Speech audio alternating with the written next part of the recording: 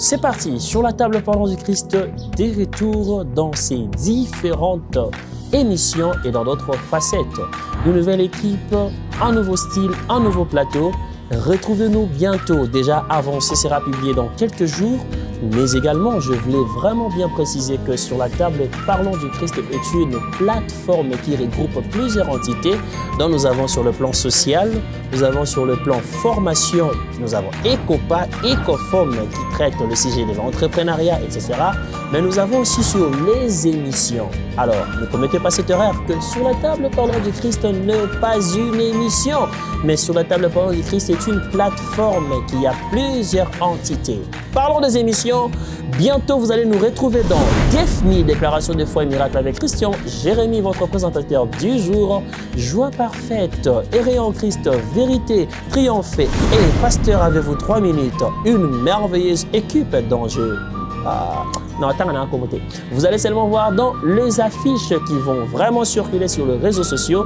Je vous donne un seul rendez-vous. Abonnez-vous sur nos pages sur la table Parlons du Christ, Facebook, Instagram, YouTube et Twitter. Alors, il y a une question que quelqu'un m'a posée récemment. Vous avez changé le logo? J'ai dit exactement, nous avons changé aussi les logos, un nouveau style. Vous avez aimé, hein? Alors, si tu n'as pas aimé, pas de problème. Le problème n'est pas que tu aimes, le problème est que tu acceptes parce que nous t'aimons déjà, c'est suffisant. Retrouvez-nous dans quelques instants dans Parole de vérité, passion des âmes, motivés à évangéliser. Sur la table Parlons du Christ vous souhaite bienvenue.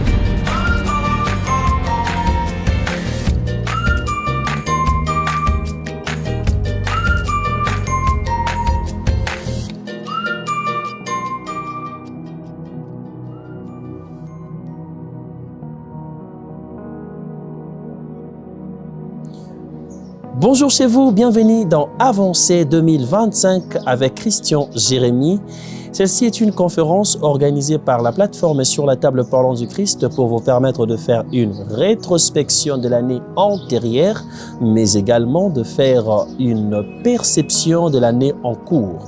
Nous allons poursuivre 3 objectifs cette année. En premier lieu, réveillez votre conscience afin que vous repreniez votre vie en main, car il y a toujours de l'espérance pour ceux qui vivent. En second lieu, renforcez votre foi pour vous tenir ferme, car les épreuves ici-bas sont imprévisibles et inévitables. En troisième lieu, boostez et vous aider à croire que tout ira mieux même si vous avez perdu quelque chose de très précieux. Place à la parole de Dieu. Ésaïe chapitre 43, versets 18 à 19. Ne pensez plus aux événements du passé et ne considérez plus ce qui est ancien. Voici, je vais faire une chose nouvelle sur le point d'arriver. Ne la connaîtrez-vous pas? Je mettrai un chemin dans le désert et de fleuves dans la solitude. Partons du contexte historique de ces textes, ces passages se situent pendant la période de l'exil babylonien des Israélites. Le Seigneur envoie l'un des prophètes majeurs, le prophète messianique, Ésaïe, avec un message d'espoir et de renouvellement de la part de Dieu pour inviter son peuple à s'engager et aussi à un avenir prometteur et à ne pas submerger par les soucis et les souvenirs douloureux. Et quand vous lisez ces textes dans le verset 19, le Seigneur ne demande pas seulement à la nation Israël de ne plus penser aux événements du passé, mais il promet, il dit, voici, je vais faire une nouvelle chose. Sur le point d'arriver, ne la connaîtrez-vous pas, je mettrai un chemin dans le désert. Et le Seigneur promet d'effrayer un chemin dans le désert et de fleuves dans la solitude. Lorsque nous essayons d'actualiser ces textes, personnellement, quand j'essaie d'actualiser cette situation, elle est comparable à notre nation, la RDC, qui traverse une période difficile sur le plan national, dans les conflits de la guerre à l'est du pays. Nous savons tous le principal groupe armé actif dans l'est du pays, M23, FDLR, ADF, la Codeco, Ce sont de groupes armés qui maltraitent, qui combattent chaque année. Chaque année, nous avons toujours des génocides. Récemment, c'était Massissi et Prise, Bukavu, Nord Kivu, etc. Donc, nous sommes déjà habitués à la guerre. C'est une situation comparable à la même situation qui s'est passée en Israël. Mais la différence réside que Israël était prise en captivité. Il souffrait comme nous souffrons actuellement. En dépit sur cet aspect national, nous pouvons aussi le prendre dans un aspect familial où tu as peut-être perdu un parent biologique ou un parent t'a abandonné, une maladie chronique dérange l'un des membres de ta famille, ton frère ou ta sœur. Si nous les prenons dans un angle relationnel, nous pouvons bien retenir aussi que quelqu'un, par exemple, qui a perdu un mari, une femme, un fiancé, ou bien vous étiez prêt à épouser une femme, elle vous dit que je ne veux plus t'épouser, je ne veux plus me marier avec toi, vous avez déjà acheté le bien, etc. Dans le plan émotionnel et aussi de souvenirs, nous pouvons aussi retrouver de telles situations comme les cas de viol, des abus sexuels. Dans le plan spirituel, l'apostasie, l'égarement, la fornication qui est devenue peut-être une vie pour vous. Donc, c'est quelque chose de très douloureux. Vous cherchez pour s'en sortir, mais vous ne savez pas comment est-ce que vous devez le faire. Voilà pourquoi vous devez d'abord premièrement savoir pourquoi nous ne devons pas penser aux événements du passé. Parce que avant de ne plus penser aux événements du passé, il faut chercher premièrement à savoir le but. Pourquoi d'abord le Seigneur nous recommande de ne pas penser aux événements du passé. Retenez que ne pas s'attarder sur les événements du passé comme Ésaïe 43, verset 18 est en train de nous citer tout à l'heure. C'est pour nous permettre à préserver notre mental. Sur le plan psychologique, les événements douloureux, les événements du passé affectent notre mental. Sur le plan social, ça nous affecte. Sur le plan spirituel, cela aussi nous affecte. Voilà pourquoi c'est consacré ou c'est concentré à penser aux événements du passé vous empêche à mieux vivre et à ne pas aussi à se préparer à de belles opportunités qui peuvent s'ouvrir. J'aime beaucoup une pensée de Lisa Wignall qui a toujours tendance à dire, le passé ne peut être changé, oublié, effacé ou modifié. Il peut être qu'accepté.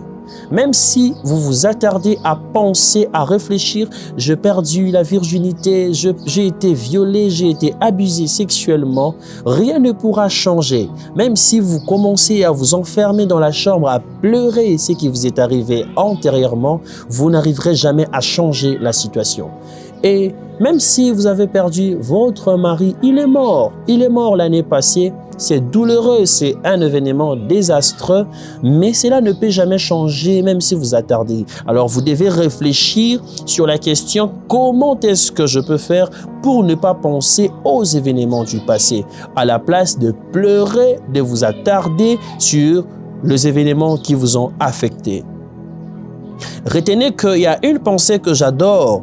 Une pensée de Jeanne Doé qui dit « Les cicatrices sont des souvenirs douloureux du passé, mais elles sont aussi le preuve de notre force pour surmonter et avancer. » Voilà même que le but de cette conférence avancée, ce n'est pas de vous inciter ou vous encourager à rester focus sur ce qui vous est arrivé antérieurement, mais c'est pour vous aider à surmonter les épreuves, c'est pour vous aider à vous renforcer, à voir la vie autrement, parce que c'est une nouvelle année qui vient de commencer.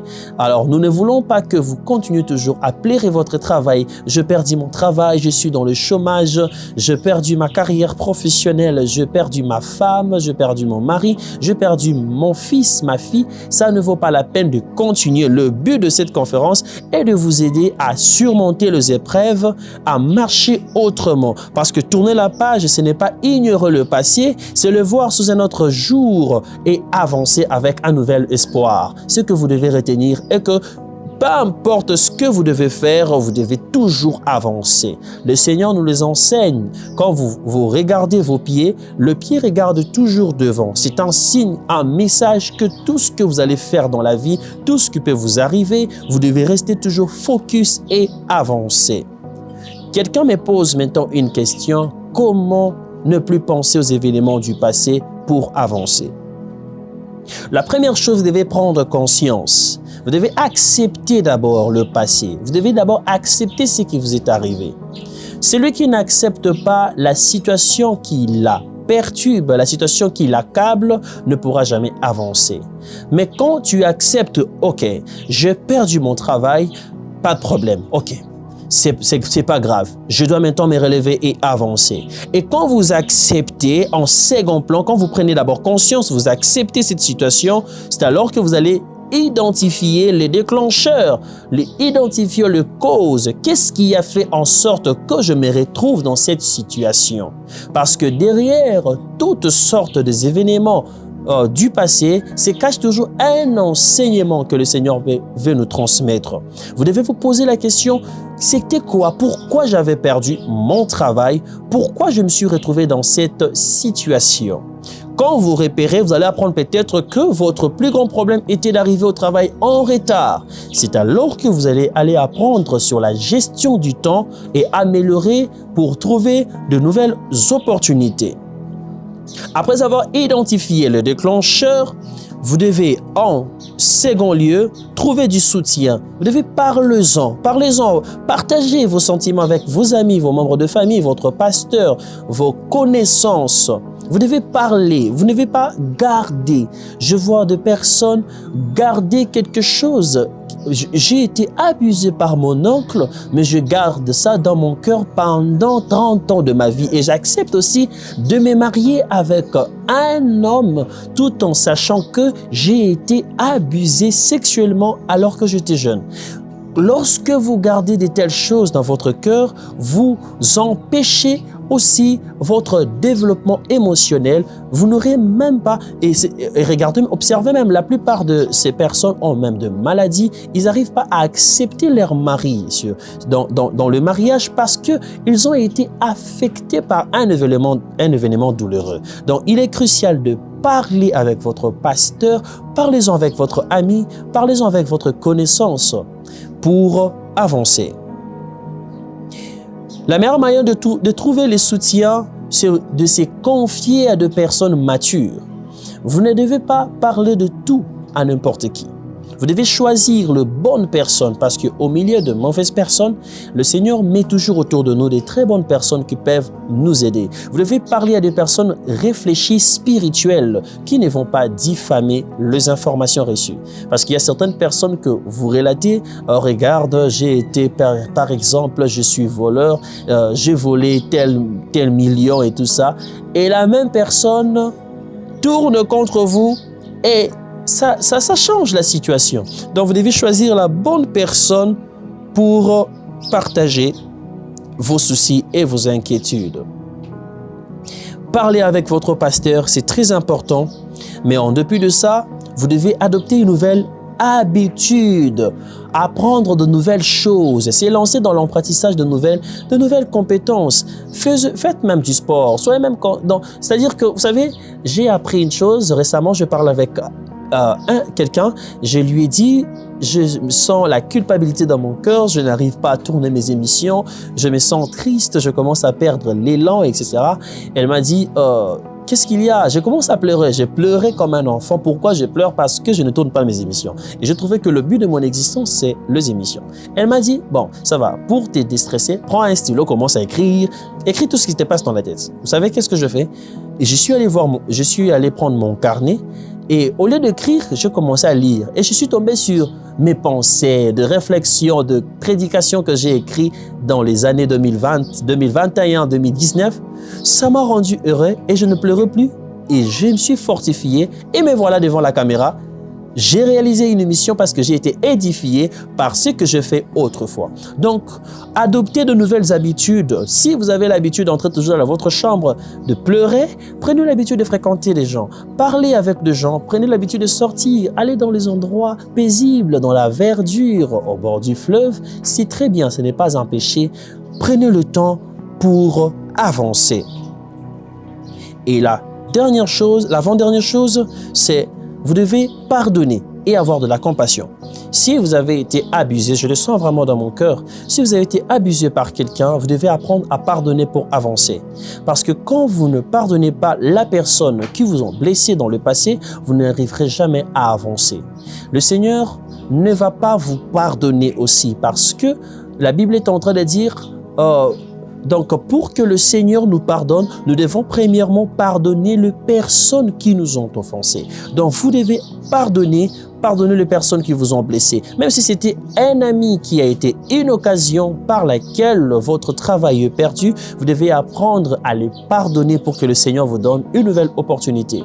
Même si c'était votre meilleur ami qui a fait en sorte que tu te sépares avec ton fiancé, tu dois apprendre à pardonner cet ami pour avancer. Si tu ne le pardonnes pas, le Seigneur ne pourra pas te bénir. C'est la qualité de votre cœur qui attire la qualité de personne.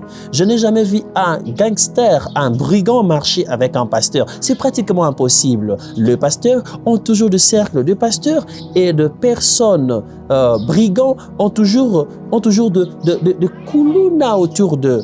Donc, c'est pratiquement impossible de mélanger la lumière et les ténèbres. C'est tellement important. Vous devez savoir que si vous ne pardonnez pas, le Seigneur ne va pas aussi vous pardonner. Alors, pour finir, pour mieux avancer, les différentes stratégies que je vous ai présentées, vous devez savoir que ça peut marcher pour certaines personnes, d'autres non. Donc, mais la meilleure stratégie pour avancer dans la vie, la stratégie standard que vous devez appliquer, c'est Jésus. Jésus est la stratégie la plus efficace pour avancer. Vous devez avoir Christ dans votre vie. Sans Jésus, personne ne peut avancer. Sans Jésus, personne ne peut pardonner. Sans Jésus, personne ne peut jamais se relever. Il a dit, il relève les humbles et délivre les affligés. Il a dit dans Matthieu chapitre 11, versets 28 à 29, « Venez à moi, vous tous qui êtes fatigués et chargés, je vous donnerai du repos. » C'est seulement auprès de lui que nous pouvons trouver du repos. C'est seulement auprès de lui que nous pouvons trouver notre appui, notre soutien. Peu importe la stratégie que je vous ai présentée, cela peut vous détacher progressivement. Cela peut vous détacher ou ne pas aussi vous détacher. Mais la meilleure stratégie que je vous conseille pour avancer cette année 2025, c'est avoir Jésus. C'est Jésus qui peut t'aider à avancer. Je vais prier pour toi. Seigneur, je prie de tout au fond de mon cœur que tu délivres mon frère, que tu l'aides. Aujourd'hui, la nouvelle année commence. Aujourd'hui, le nouveau mois qui va commencer. Je demande, Père, que tu soutiens quelqu'un, que tu l'aides à avancer, que tu pardonnes, Seigneur, que tu pardonnes ceux qui ne croyaient plus à ta parole. Je demande, Père, que tu les aides à se relever à nouveau. Je prie et je déclare pour toi, toi qui étais tombé dans la fornication, toi où l'impudicité était devenue ta vie, tu ne savais plus quoi faire, tu étais devenu limité, tu n'avais plus de l'espérance que tu pouvais être complètement converti. Je prie que Jésus t'aide, que le Seigneur t'assiste, que tu sois complètement délivré. Toi qui avais perdu ton mari l'année passée, tu as perdu ta sœur, tu as perdu ton frère, tu as perdu un membre de famille. Je prie que le Seigneur te fortifie et qu'il t'aide, qu'il te donne la capacité d'avancer. Je déclare maintenant, toi qui as perdu ton travail l'année antérieure et cette année, tu ne sais plus comment faire, incapable de mettre le pain sur la table, incapable de payer ton loyer, je prie que le Seigneur t'aide, que le Seigneur t'assiste, qu'il t'aide à avancer, qu'il renouvelle tes forces, qu'il te donne des capacités surnaturelles à être capable de prendre la vie dans une autre facette, de prendre la vie dans un autre angle. Je prie et je déclare, toi qui as été violé, que Dieu t'aide, que Dieu te console, que le Seigneur efface l'histoire de cet événement du passé, cet événement qui accable tes pensées, qui t'empêche à être heureuse. Je prie dans le nom de Jésus, toi qui avais perdu ta virginité, que Dieu te restaure, qu'il te donne la force. Je suis en train de te déclarer, concentre-toi sur ce que tu as à la place de se concentrer sur ce que tu as perdu. Que Dieu te restaure, que Dieu te donne le courage au nom de Jésus-Christ. Amen. Merci infiniment. J'étais vraiment très émerveilleux de vous retrouver encore après si un long moment. Je vous annonce que cette année, nous reprenons avec nos émissions sur la table Parlons du Christ dans toutes ses facettes. Nous allons vous fixer déjà bientôt une affiche sera publiée de la nouvelle équipe et également de nos différents programmes actuels. Portez-vous bien, que Dieu vous bénisse abondamment.